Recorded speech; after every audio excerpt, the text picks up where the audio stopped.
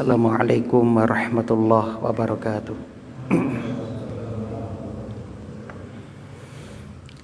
Innal hamdalillah nahmaduhu wa nasta'inuhu wa nastaghfiruh wa na'udzu billahi min syururi anfusina wa sayyiati a'malina may yahdihillahu fala mudhillalah wa may yudlil fala hadiyalah.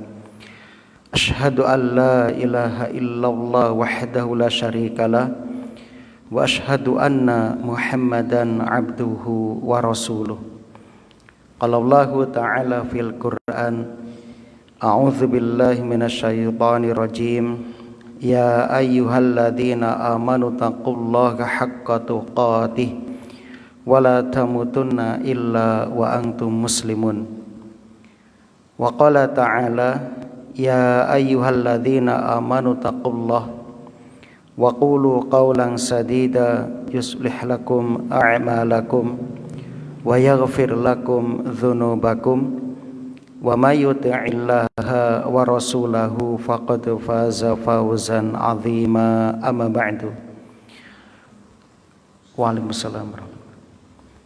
Kaum muslimin dan muslimah, saudara-saudariku yang mudah-mudahan senantiasa dirahmati oleh Allah di dunia hingga di akhirat. Alhamdulillah alladzi bi ni'matihi tatimmus sholihat. Segala puji bagi Allah yang dengan nikmatnya kebaikan-kebaikan hamba dapat terlaksana. Kita bersyukur kepada Allah di malam hari ini kembali kita dimudahkan untuk dapat menghadiri taman-taman surga. Mudah-mudahan kehadiran kita kelak menjadi saksi yang akan memberatkan timbangan amal soleh kita. Amin ya rabbal alamin. Tak lupa kita berdoa memohon mudah-mudahan amal ibadah kita selama di bulan Ramadan diterima oleh Allah Subhanahu wa ta'ala, dan semoga kita diberi keistiqomahan. Rabbana taqabbal minna innaka antas samiul alim. Allahumma ya muqallibal qulub tsabbit qulubana ala dinika. Allahumma ya musarrifal qulub sarrif qulubana ala ta'atik. Rabbana la tuzigh qulubana ba'da id hadaitana wa hab lana min ladunka rahmah innaka antal wahhab. Salawat dan salam mudah-mudahan senantiasa tercurah limpahkan kepada Nabi kita Muhammad sallallahu alaihi wasallam, kepada keluarga dan juga para sahabatnya radhiyallahu anhum ajma'in. Allahumma sholli wa sallim wa barik ala nabiyyina Muhammad wa ala alihi wa ashabihi wa man tabi'ahum bi ihsanin ila yaumiddin. Kami ucapkan taqabbalallah minna wa minkum, dan tak lupa kami juga memohon maaf di bulan Syawal ini mungkin kami tidak sempat menghadiri atau silaturahmi ke rumah para jamaah, dan malam ini kita ditakdirkan dapat berjumpa kembali di tempat yang mulia dan penuh berkah di rumah Allah yang mubarak ini. Mudah-mudahan pertemuan ini diberkahi oleh Allah Subhanahu wa ta'ala dan memperkuat ukhuwah keislaman kita, dan semoga nanti di hari kiamat kita bisa saling memberikan syafaat di hadapan Allah Subhanahu wa ta'ala. Amin ya rabbal alamin. Alhamdulillah, pripun kabar para jamaah? Sehat sedaya nggih?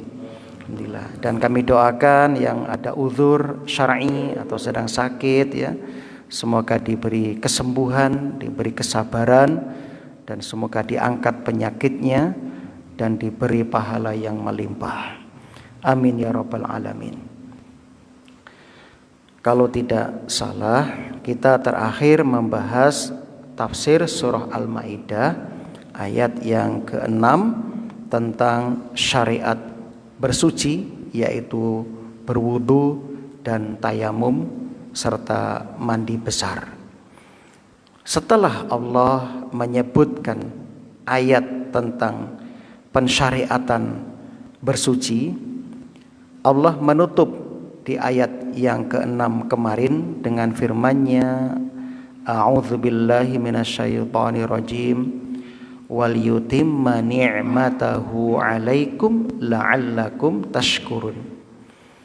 Dan Allah Subhanahu wa taala menyempurnakan nikmat-Nya bagimu, la'allakum tashkurun, agar kamu bersyukur.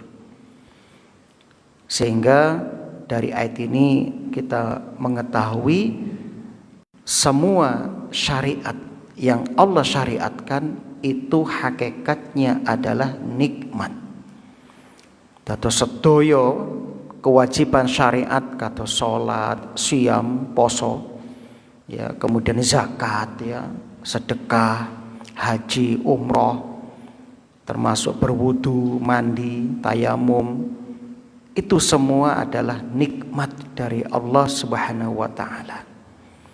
Dan nikmat inilah yang nanti akan diingat kelak ketika seorang hamba memasuki surga Allah Subhanahu wa taala. Ketika di surga, manusia itu lupa terhadap nikmat harta, lupa terhadap nikmat jabatan. Yang diingat hanya nikmat syariat, nikmat hidayah agama. Allah berfirman, Alhamdulillahilladzi hadana lihadza wa ma kunna linahtadiya laula an hadanallah.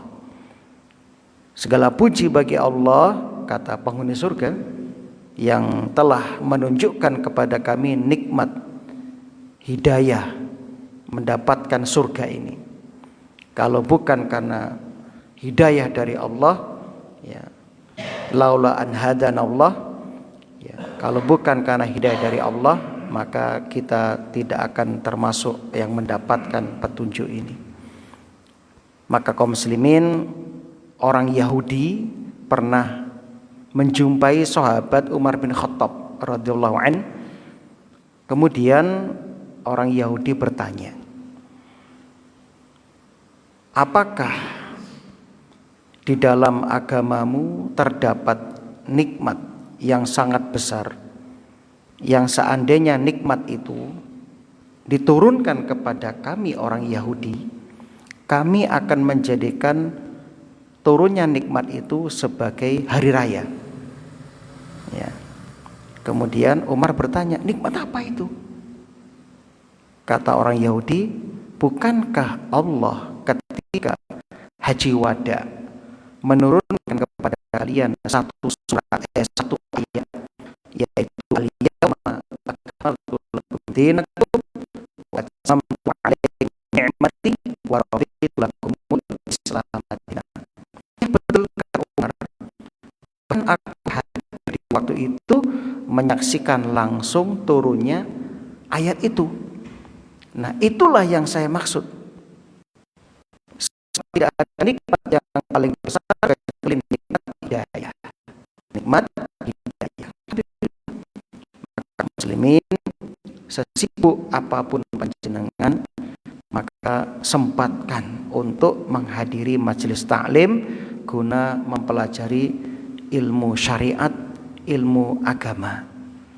Kalau kita tidak peduli dengan ilmu agama, kita akan menjadi seperti yang Allah peringatkan dalam surat Al-Hasyr, wala takunu kalladzina nasullaha. Janganlah kalian menjadi seperti orang-orang yang lupa kepada Allah. Lupa kepada Allah maksudnya apa? Lupa kepada Allah artinya tidak peduli dengan aturan, dengan syariat Allah, nggak mau belajar, ya, nggak ada keinginan untuk belajar agama. Kalau sampai kita lupa terhadap Allah, artinya tidak peduli dengan syariat dan aturan Allah, tidak belajar agama, fa'angsahum anfusahum, maka kalian akan dijadikan oleh Allah lupa terhadap diri kalian. Lupa kepada diri sendiri maksudnya apa? Kalian akan menjadi orang yang menghabiskan waktu umur kalian pada perkara-perkara yang tidak membawa kebaikan, kemanfaatan bagi kalian, baik itu dunia maupun akhirat. Ini ciloko, ini musibah ini. Itu kaum muslimin yang berbahagia. Maka sekali lagi, nikmat syariat yang Allah anugerahkan kepada kita, termasuk nikmat puasa Ramadan, sholat tarawih, ya, sedekah, ya, dan semuanya itu adalah nikmat yang layak kita syukuri. Bentuk syukurnya apa? Yang pertama, kita mengakui dalam hati bahwasanya nikmat ini murni berasal dari Allah. Ya, yang kedua, kita membasahi lisan kita dengan banyak menyebut nikmat, dengan memuji Allah sang pemberi nikmat, seperti mengucapkan alhamdulillah. Yang ketiga, kita berusaha menggunakan nikmat-nikmat tersebut untuk mendekatkan diri kepada Allah. Lantas pada ayat yang ke-7, ya, Allah Subhanahu wa taala kembali mengingatkan tentang nikmat tersebut, yaitu a'udzubillahi minasyaitonirrajim, wadhkuru ni'matallahi 'alaikum, dan ingatlah oleh kalian nikmat Allah kepada kalian, wa mitsaqahul ladzi wasaqakum bi, ya, yaitu dan ingatlah pula perjanjian Allah yang telah wasaqakum bihi, Allah ikatkan dengan kalian, yang telah Allah ikat dengan kalian. Id, ketika qultum, kalian berkata, sami'na wa ata'na, kami mendengar dan kami akan mentaati. Wattaqullaha, dan bertakwalah kepada Allah. Innallaha alimum bidzati sudur, sesungguhnya Allah itu alim, maha mengetahui, bidzati sudur, isi hati kalian. Jamaah yang berbahagia, apa keterkaitan ayat ini dengan ayat sebelumnya? Keterkaitan ayat dalam ilmu tafsir dinamakan dengan munasabah. Munasabatul ayat, hubungan ayat ini dengan ayat yang ke-6, yaitu tentang pembahasan bersuci, wudu, mandi dan tayamum. Pada ayat yang ke-6, Allah Subhanahu wa taala menyebutkan bahwasannya syariat bersuci itu adalah nikmat, yaitu kemudahan-kemudahan dalam ibadah. Kalau kita tidak sanggup berwudu dan mandi, kita boleh menggunakan penggantinya, yaitu tayamum dengan debu yang suci. Ini nikmat dari Allah. Adapun pada ayat yang ke-7, Allah mengawali dengan wadhkuru ni'matallah, dan ingatlah nikmat Allah. Nikmat pada ayat ini yang dimaksud adalah nikmat bahwasannya syariat itu bukan beban, tapi karunia. Karena syariat itu bukan beban, tetapi karunia, maka wajib kita senantiasa mengingat nikmat ini, mensyukuri nikmat ini, dan berusaha untuk mentaati syariat ini. Jadi karena syariat itu adalah nikmat, maka supaya selalu diingat, jangan dilupakan, selalu disyukuri, ya, dan ditaati. Jangan sampai meninggalkan syariat. Maka hadirnya jenengan di masjid ini di malam ini dalam rangka syukur nikmat tersebut. Sebab bagian dari bentuk syukur nikmat terhadap nikmat agama, kita berusaha untuk mendalami, mempelajari agama tersebut. Dan yang kita kaji adalah sumber dari agama itu, yaitu Al-Quran. Jadi kaum muslimin, Allah menyebutkan nikmat-nikmat yang begitu banyak, terutama nikmat syariat. Maka kita supaya pandai-pandai bersyukur dan tidak boleh ujub dengan nikmat-nikmat tersebut. Enggak boleh merasa berbangga diri. Walaupun kita baru saja mengerjakan ibadah agung, yaitu puasa Ramadan, sholat tarawih, mengeluarkan zakat, dan juga membaca Al-Quran, tetap kita enggak boleh ujub.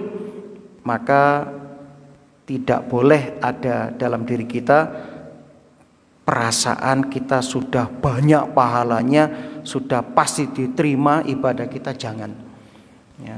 Naudzubillah, jangan sampai.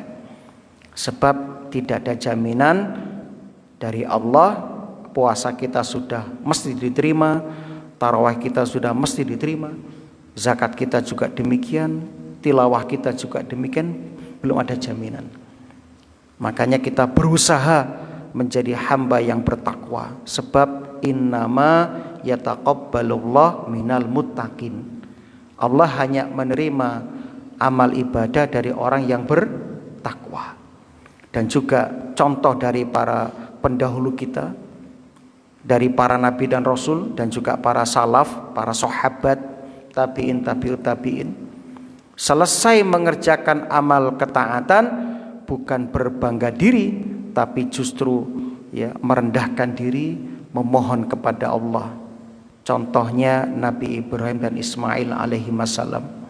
Selesai membangun Ka'bah, pondasi Ka'bah, keduanya berdoa, Rabbana taqabbal minna innaka antas sami'ul alim. Begitu juga para sahabat. Selesai Ramadan 6 bulan mereka berdoa supaya ibadah mereka selama Ramadan diterima. Itu kaum muslim tugas kita saat ini. Tugas kita saat ini. Kaum muslimin rahimani wa rahimakumullah. Karena biasanya orang kalau mendapatkan nikmat itu lalai. Banyak orang itu ketika masih susah hidupnya, dia itu keinginannya luar biasa. Ya Allah, saya minta harta yang banyak, nanti saya mau sedekah, saya mau haji, menghajikan orang tua, menghajikan ustadz saya misalnya, menghajikan jamaah masjid apa jenenge? Lali ya. Al-Manar, masjid Al-Manar. Misalipun itu kan mungkin keinginan ada seperti itu. Engko aku lak sugih tak ngedekne panti asuhan, tak biayai pondok-pondok. Dilala pas sugih biasa nih pun kados korun wali kan gitu kan. Makanya di sini ingatkan terus. Eling. Ya kan gitu kan. Wadhkuru nikmatullah alaikum. Diingatkan terus. Karena sudah terbukti Yahudi itu kurang bagaimana nikmat yang diberikan kepadanya. Ya, setiap berlalu seorang nabi dan rasul diutus lagi nabi dan rasul, sampai ratusan nabi rasul diutus kepada Bani Israel. Tapi apa yang terjadi? Mereka malah ya mengatakan sami'na wa asoina. Ya, kami mendengar tapi kami tidak mentaati. Itu Yahudi, ciri-ciri Yahudi. Maka jangan pernah percaya kepada Yahudi. Ya, jangan pernah percaya kepada Yahudi. Ya, sampai kapanpun mereka adalah bangsa yang pengkhianat, yang ngeyel. Ya. Makanya cerita mereka diulang itu hampir sepertiga dari kisah Quran tentang Bani Israel dengan nabinya Nabi Musa. Lah kok sekarang masih ada yang percaya sama Yahudi. Ya. Sudah, pokoknya kalau Yahudi masih ada, negara nggak akan aman. Tapi lah Yahudi entek kiamat kan ini. Nah, ini Pak Yusuf pripun dungon ini. Nah, tetap kita harus ya melawan kezaliman Yahudi karena mereka adalah musuh Ya, walang tarda ankal yahud walan nasara hatta tattabi'a millatahum. Sudah nas Quran. Jadi kaum muslimin yang berbahagia, ya, jangan sampai kita lalai ketika mendapatkan nikmat. Ya. Jangan sampai kita mengatakan, "Loh, aku ini sukses karena kecerdasanku, kegigihanku, pengalamanku dalam bisnis dan sebagainya. Karena aku pandai mencari relasi." Ya, tidak. Itu semua karena Allah Subhanahu wa taala. Karena Allah Subhanahu wa taala. Maka jangan sampai kita kufur nikmat. Kufur nikmat. Itu kaum muslimin yang berbahagia. Dan nikmat ini luas. Ada nikmat Islam, iman, nikmat syariat, ya. Lantas yang dimaksud dengan misak, perjanjian. Para ulama ada khilaf tentang misak di sini. Yang dimaksud dengan perjanjian itu apa? Ada yang mengatakan perjanjian itu adalah perjanjian, ya, antara para sahabat kepada Nabi yang disebut dengan baiat. Jadi ada baiatul aqabah, ada baiat Hudaybiyah, kan begitu. Jadi perjanjian antara Nabi dengan para sahabat. Ya, di antara isi perjanjiannya, ketika mereka masuk Islam, mereka berjanji tidak akan menyekutukan Allah, tidak akan syirik kepada Allah, tidak akan berzina, tidak akan mencuri, tidak akan membunuh anak perempuan mereka hidup-hidup. Ya. Dan mereka berbaiat akan menolong Islam, menolong Rasul, ya, memenangkan agama Islam di muka bumi ini. Itu di antara isi perjanjiannya.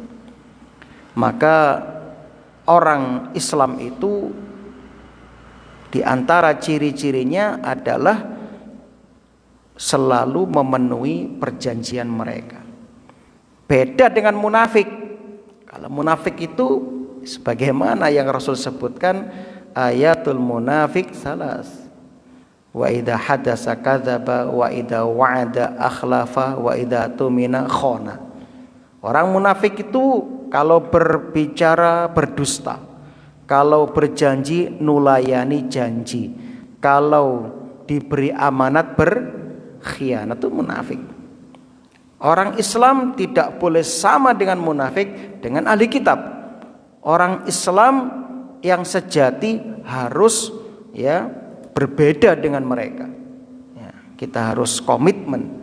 Ya, kalau berjanji harus ditepati. Itu orang Islam. Makanya orang Islam prinsipnya apa? Sami'na wa ata'na. Komitmen dengan janji-janji mereka, komitmen, ya, untuk menerima syariat yang disyariatkan dan siap untuk mendengar dan taat. Tidak seperti Yahudi, sami'na wa aswaina. Kemudian ada juga yang menafsirkan misak di sini adalah perjanjian Allah dengan mereka saat mereka di dalam rahim ibu mereka. Alastu birabbikum, bukankah aku Tuhan kalian? Ya, qalu bala, betul. Nah itu. Wallahu alam, yang jelas semua janji-janji, baik itu janji dengan Allah maupun janji dengan makhluk, kita berusaha untuk menepatinya. Ya, berusaha untuk apa? Menepatinya. Itu kaum muslimin yang berbahagia. Ini sudah kita bahas di pertemuan awal, ya. Kemudian, ya, Allah selipkan di tengah-tengah ini dengan wattaqullah, dan bertakwalah kepada Allah. Masya Allah. Ini sebagai, ya, kuncinya di sini. Kuncinya di sini. Artinya apa? Orang yang siap menunaikan amanat, menunaikan janji-janjinya, itulah orang yang bertakwa. Orang yang siap menjalankan dan berkomitmen dengan syariat, itulah orang yang bertakwa. Ya, dan kemarin 1 bulan penuh kita digembleng di madrasah Ramadan supaya lulus dari madrasah Ramadan mendapatkan titel al-muttaqun, orang-orang yang bertakwa. Dan sekaranglah ujian sesungguhnya. Kemarin 1 bulan itu sekolahnya, pendidikannya. 11 bulan itu ujian yang sesungguhnya. Nah, sukses tidaknya kita 11 bulan ke depan ini, di bulan Ramadan kemarin ditentukan oleh setelahnya. Maka minimal kata ulama, tanda Ramadan kita kemarin diterima, kita puasa Syawal itu minimal. Nah, sekarang masih ada beberapa waktu, mungkin ada yang lupa atau belum selesai puasa Syawal. Kami ingatkan, ya, ini ibadah yang ringan, mudah, namun pahalanya besar. Man shoma Ramadan summa atba'ahu sittan min Syawal kana kasyamid dahri. Barang siapa yang berpuasa Ramadan lalu mengikuti dengan 6 hari di bulan Syawal, maka dia seperti puasa satu tahun. Ayat ini memberikan beberapa pelajaran. Yang pertama, wajib mengingat nikmat Allah, terutama nikmat iman, nikmat Islam, lalu mensyukurinya, ya, dengan membuktikan dalam kehidupan kita, yakni mengamalkan seluruh syariat Islam yang kita sanggupi, yang kita mampu. Sebab dalam masalah perintah itu kan ittaqillaha mastata'ta, bertakwalah kepada Allah semampumu, ya. Maka ketika menjalankan perintah, kerjakan semampu kita, semampu kita. Kemudian pelajaran yang kedua, pentingnya komitmen, ya, yaitu misak. Kita supaya, ya, memiliki jiwa yang kokoh, yang teguh, ya. Sebab apa? Sebab kita terikat dengan Al-Quran, terikat dengan sunnah. Maka tidak boleh kita memilih-milih hukum sing cocok dilakoni, sing gak cocok ditinggalke, jangan. Iki hukumnya enak, iki entengnya tak lakoni. Oh ya abot, gak. Nah, jangan. Semua perintah Quran dan sunnah harus kita jalankan. Sami'na wa ata'na. Tapi itu tadi sesuai dengan kemampuan kita. Makanya dalam ayat sebelumnya, ketika hendak sholat, kita supaya berwudu. Kalau enggak kuat, kena air, misalnya sakit, kita boleh tayamum, kan begitu. Masya Allah. Kemudian pelajaran ketiga, ciri orang beriman yang sejati, setiap, ya, mendapatkan perintah syariat, dia mengucapkan sami'na wa ata'na. Itu ciri mukmin sejati. Termasuk setelah Ramadan, ciri orang beriman yang sejati bukan hanya mengenal hak Allah di bulan Ramadan, sholat jamaah cuma Ramadan misalnya, maca Quran cuma Ramadan, sholat malam cuma Ramadan. Ini hamba yang gak sejati. Sehingga ulama ketika ditanya tentang keutamaan, ya, Rajab, ya, keutamaan Sya'ban, Ramadan, apa jawaban mereka? Kun robbaniyan wala takun ramadonian. Janganlah menjadi hamba Allah hanya, ya, jadilah hamba Allah yang sejati, jangan menjadi hamba Allah hanya di bulan Ramadan. Ketok nang masjid cuma Ramadan, bar Ramadan ngilang, ya. Kok ketok meneh tahun ngarep meneh. Lho. Ketok meneh piye kabare? Jangan. Bi'sal qaum la ya'rifunallaha haqqan illa fi Ramadan. Seburuk-buruk orang itu yang tidak mengenal Allah kecuali hanya di bulan Ramadan. Tuhan yang kita sembah di bulan Ramadan juga Tuhan yang kita sembah di bulan Syawal dan di bulan-bulan yang lain. Ya, wa'bud rabbaka hatta ya'tiyakal yakin. Sembahlah Tuhanmu sampai datang kepadamu keyakinan.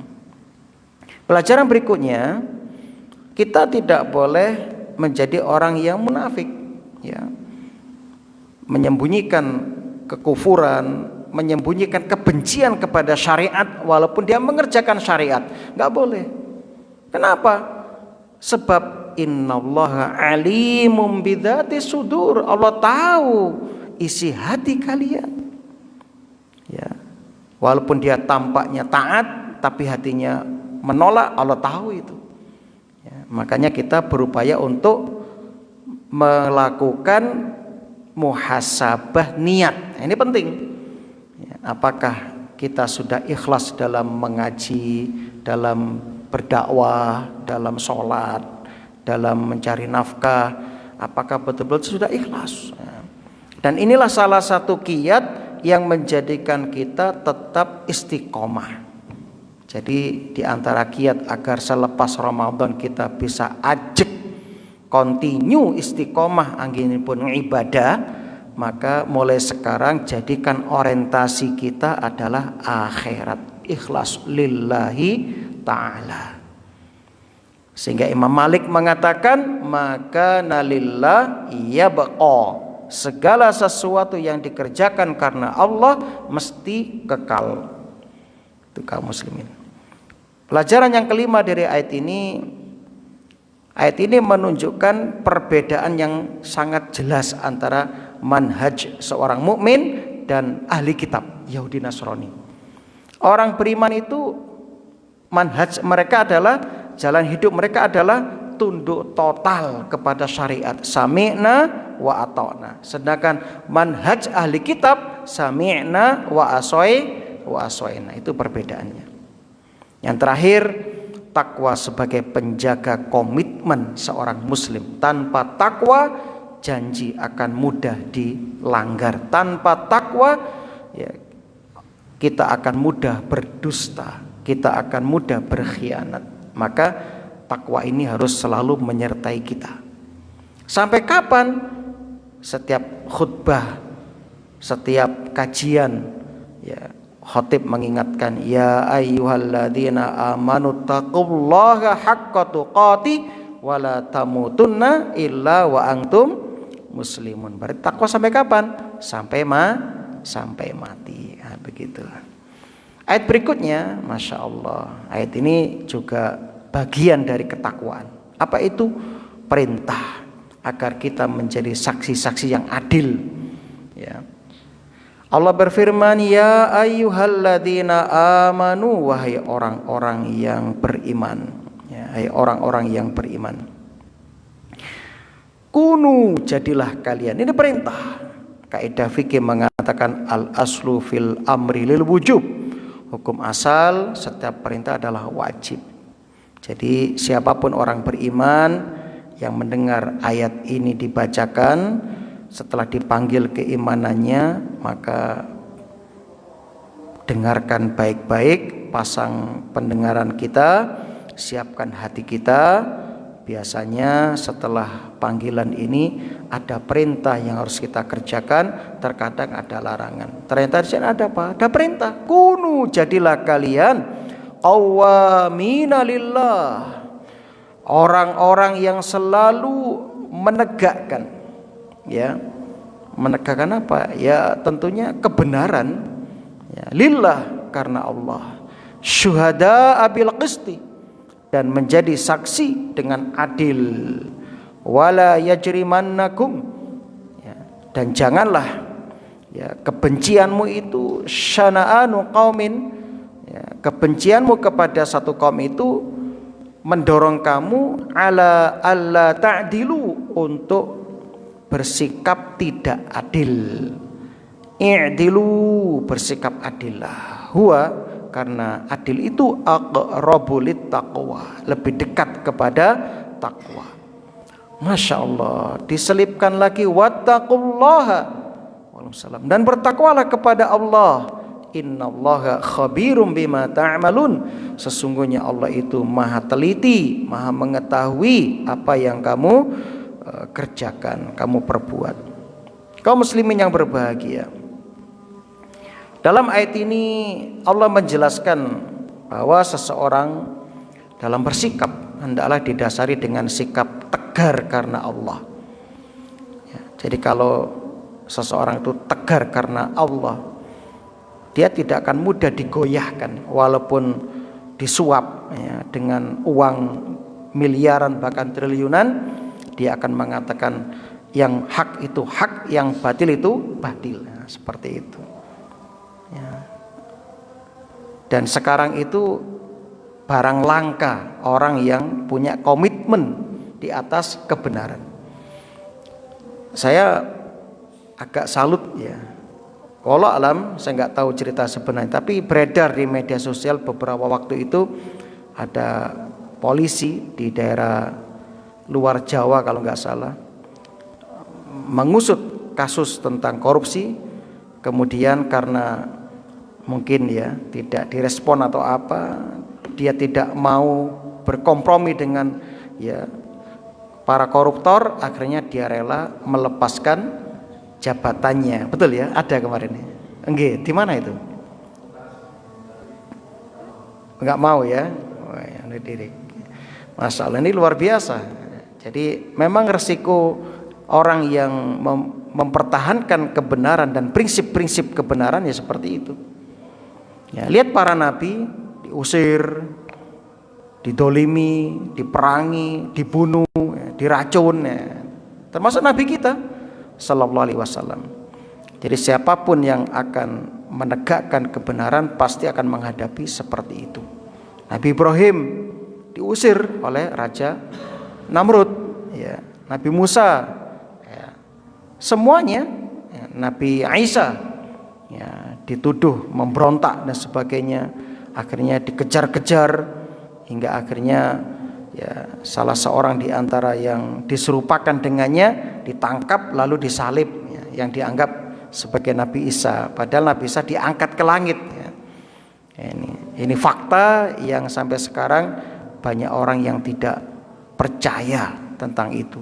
Tapi bagi kita umat Islam, hakul yakin Nabi Isa itu masih hidup dan beliau tidak disalib. Beliau itu diletakkan oleh Allah di langit pertama dan nanti akan diturunkan ya menjelang kiamat bersama-sama dengan Imam Mahdi membunuh Dajjal, ya, dan seterusnya. Itu keyakinan kita. Jadi kaum muslimin, setiap orang yang mendakwakan kebenaran, berpegang dengan kebenaran pasti akan menghadapi lawan kebenaran, yaitu kebatilan. Nah, itu mesti, itu sunatullah. Jadi dalam ayat ini ya kita diperintahkan adil dalam semua keadaan, baik terhadap orang yang kita benci atau kepada orang yang ya kita musuhi, tetap kita harus bersikap adil. Qulil haqqo walau kana murron, katakan kebenaran walaupun terasa pahit, ya. Makanya dalam Islam itu, dalam fikih qudot, fikih ya hukum, fikih kehakiman, syarat menjadi hakim itu masya Allah ketika memutuskan perkara betul-betul adil, ya. Makanya seorang hakim dilarang memutuskan perkara dalam keadaan sangat panas misalnya, atau sedang menahan kencing, itu nggak boleh dalam Islam. Iya, pas kebelet ngoyo memutuskan ini bahaya. Nah, betul-betul ya seperti itu. Ini itu dibahas dalam fikih, dibahas sampai seperti itu pembahasan Islam, sampai seperti itu. Bayangkan hebatnya syariat Islam, sempurna betul. Ya, nggak sembarangan jadi hakim itu, nggak sembarangan. Nah, makanya pahala juga besar kalau mereka adil, kan begitu. Nah, ini kaum muslimin yang berbahagia. Jadi kebalikan dari orang yang dolim. Kalau orang Islam itu adil dalam semua keadaan, kalau orang dolim adil hanya kepada yang disukai saja. Ya, sing disenangi kelompoknya dia adil, kalau bukan kelompoknya dia nggak adil. Ini nggak boleh. Kita harus munsif, termasuk dalam masalah keilmuan. Ya, makanya kadang ada orang itu hanya ya membaca satu kitab kemudian menolak kitab yang lain, nggak bisa. Kita harus mempelajari semuanya. Makanya Umar bin Khattab pernah mengatakan, araftu syar la lisyar. Aku mengetahui keburukan bukan untuk melakukan keburukan, lakin litawakih, tapi aku mengenal keburukan agar aku bisa menjaga diri agar tidak jatuh kepada keburukan. Nah, itu kaum muslimin yang berbahagia.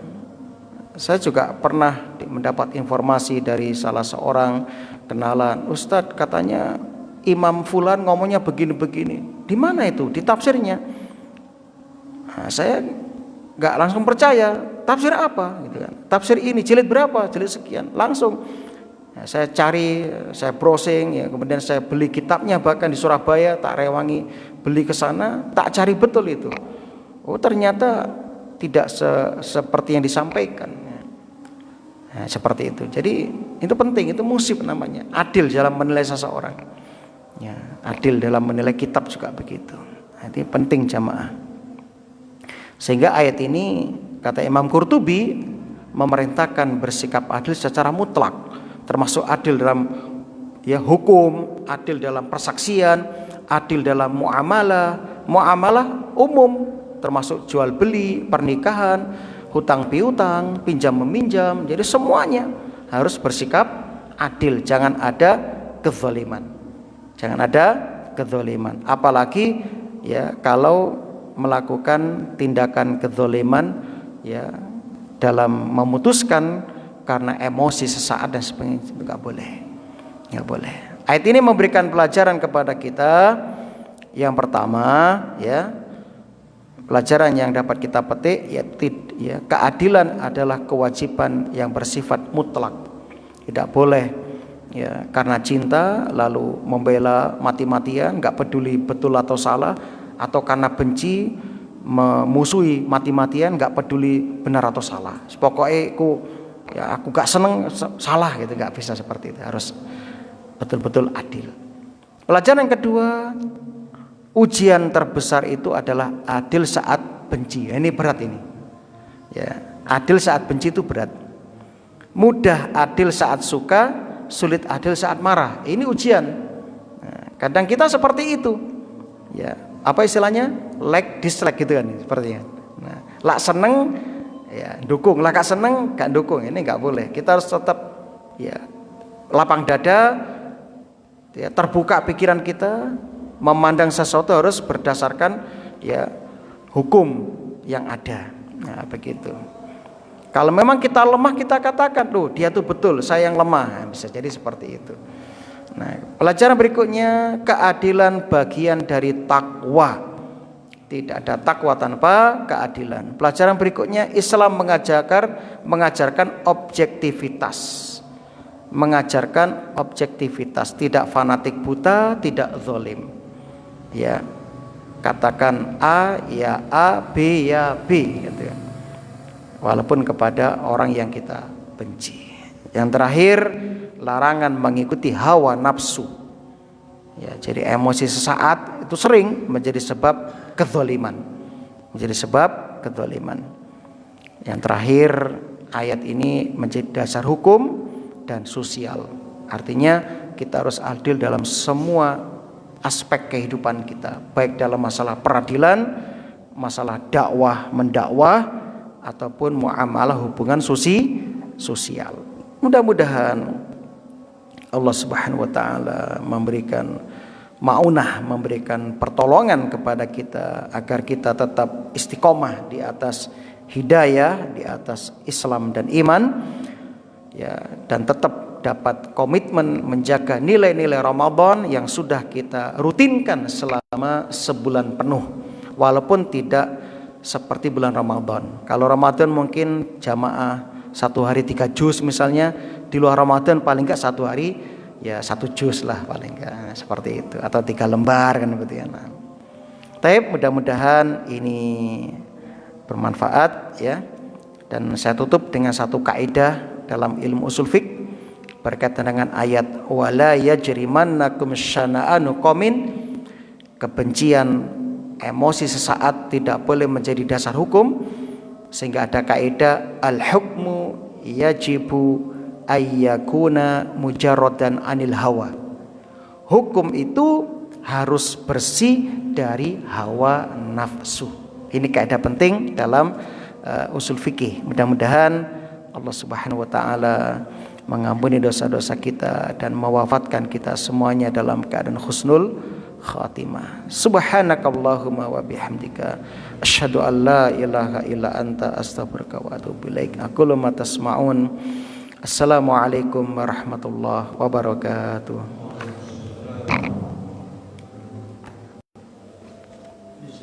Baik.